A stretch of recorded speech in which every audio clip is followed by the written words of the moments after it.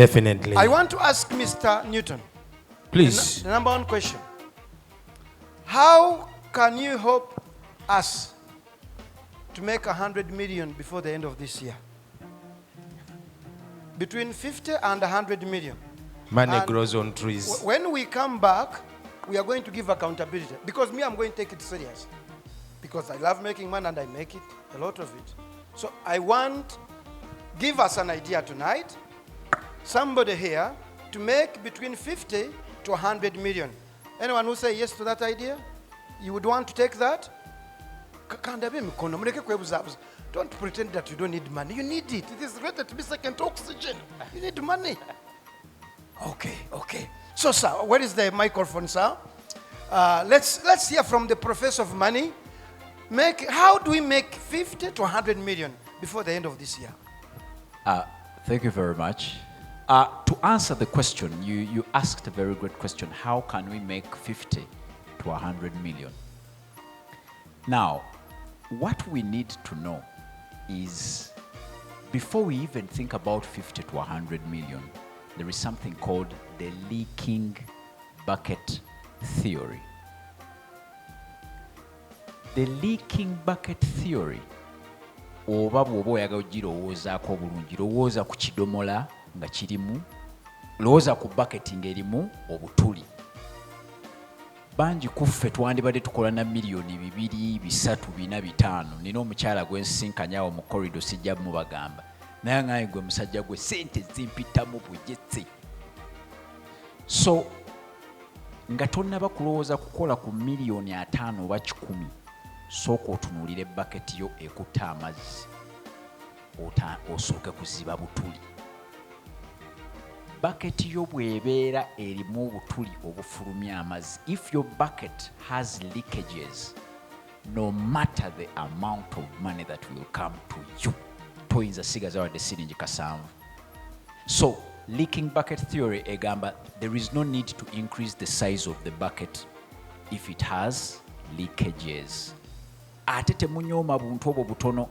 Mwali mubaddeko ewaka n'olaba you see a tap ng'erina obutondotondo obwo buyiika. Make the research yourself. Genda otegewe ebbaafu ku kataapu akayina obutondo obuyiika. Let it sleep overnight. You will be amazed. Ojja sangamu liita 5 mu butondo obuyiika. The lesson is, olaba ofulumya busente obwo butono ng'obw'okusaaga. Oli n'akukaabirira n'omuwaayo 10. Oli n'akusanyusa nnyo n'omuwaayo 5. N'oyita wali n'obawaayo 7, n'owaayo 10, n'owaayo 2. Kwega baketi y'ejjudde obutuli. Kati ojja genda okugatanga sente tokyaziraba. You can't see the money. Even if you ask for a salary increment, even if we tell you how to sell, nga bucket yo eyiika tojja gagawala. So the people who, if you want to make now that money, it means you start by closing the leakages. Then the next thing after closing the leakages is to set a goal.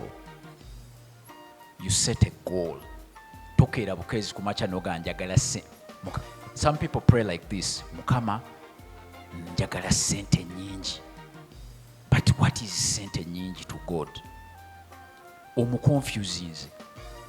Mugambe njagala miliyoni 10. Kati bw'onoosaba Mukama noga njagala miliyoni 10 ng'akubuuza oyagala ziveewa. So, Katonda ebintu byonna yabigaba. Era when I'm home and I'm teaching my kids how to pray, ewaka essala zaffe zonna bw'oba oziwulira zaakwebaza. Kubanga you imagine a kidney, it costs 250 million to have another kidney. Naye mmwe ezammwe zonna ziri mu kukola. Naye waliwo atalina kidney nga yeetaaga miliyoni 2.1. Ekitegeeza bw'oba eyiye ekola wano waliwo 2.5. Ate saaka ogenda ogitunde. Naye manya oli mugagga. Abantu bagenda oli abagamba nti let me go for a short call. N'amalayo 1 hour. Ng'ayina troubles of the bowel. Ng'era omusawo bwe yabasomesa. Akuba miranga naye gugenda for a short. No smiling naye olaba mu toilets za Cafe Javas bakubuuza n'okubuuza you rank us. nonyigako you were awesome kweyina emirembe. So abantu babonaabona n'ebintu byotali mu kubonaabona nabyo. So tandika nga bwe batusomeseza wano, tandika nakubeera bubeera ne laavu eyo ng'oyagala otandika nakwebaza.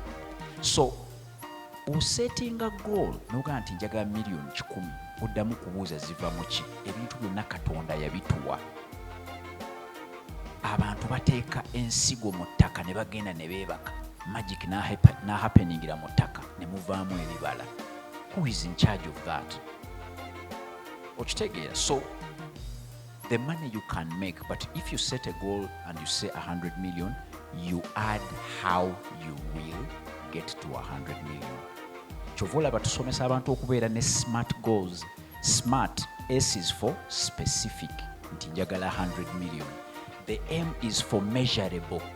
Biki byogenda otunda biveemu miliyoni 1,000. Bwe tunaabagamba bugambi nti you can move from 50 to 100, be bali abanatandika n'akateka ki kamu nakatandika n'embuzi emu nevaamu ente. Naye bwe tunaatandika okubagamba nti nno tandika okwebuuza specifically zigenda kuva mu ki? Ogenda tunda bukaaya, ngatto, buli lw'obeera nga totaddewo gye zinaava ng'otandika kulowooza kuzibba. Okitegeera? Ate kati abakyala mu guno omulembe njagala obatunuulire nnyo ku social media, baagifudde na bizinesi ne bagaa nti bano bo balinnya ennyonyi ne babaako gye balaga ne bakomawo n'omudidi gwa ssente. Kati ffe abasomesa ssente tugamba nti ssente osobola okuzikola nga toyina na conscious ng'eri mu kwetta.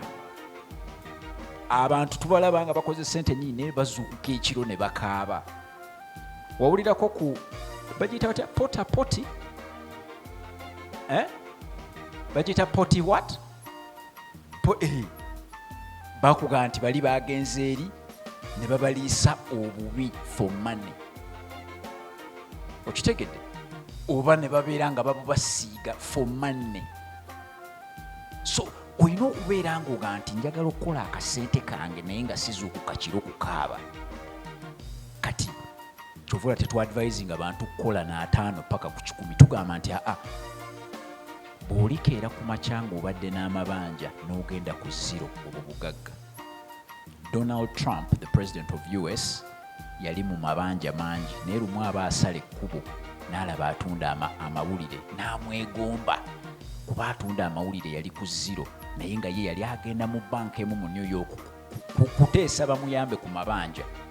So bw'ova ku negative n'ogenda ku 0 ng'okuba engalo, oluva ku 0 n'ogenda ku kakadde ng'okuba engalo. Celebrate those small wins paka lw'onootuuka ku 10. Togenda kufanca. So you can even start with 5, you can start to 10, you can start to 20, you can n'ogenda ng'okula bukuzi. Such that journey naawe ogirabako. How important is financial stability when choosing a life partner? I will say it's important because it is a sign that that person who is financially stable has responsibility, has prudence, has capability to build wisely. But that is not what I would think would be the main thing to look out for.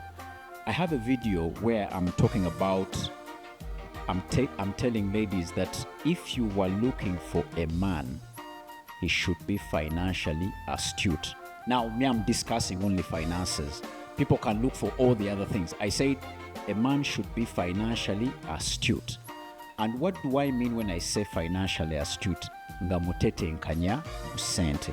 So, osobola okusanga omuvubuka nga muto, nga tannagula wadde akamotoka, talina wadde poloti y'ettaka, so tali financially stable. Naye nga bw'omutunuulira engeri gy'akozesaamu ssente nga zizze, akulaga nti mutetenkanya. Tayagala kwejalabya, tayagala kuzimuyitemu buyisi, so onoonya financial astuteness. Kyokka ate ne ŋŋamba abakyala, ne ŋŋamba abaami, nti bw'oba onoonya omukyala onoonya ali financially conscious.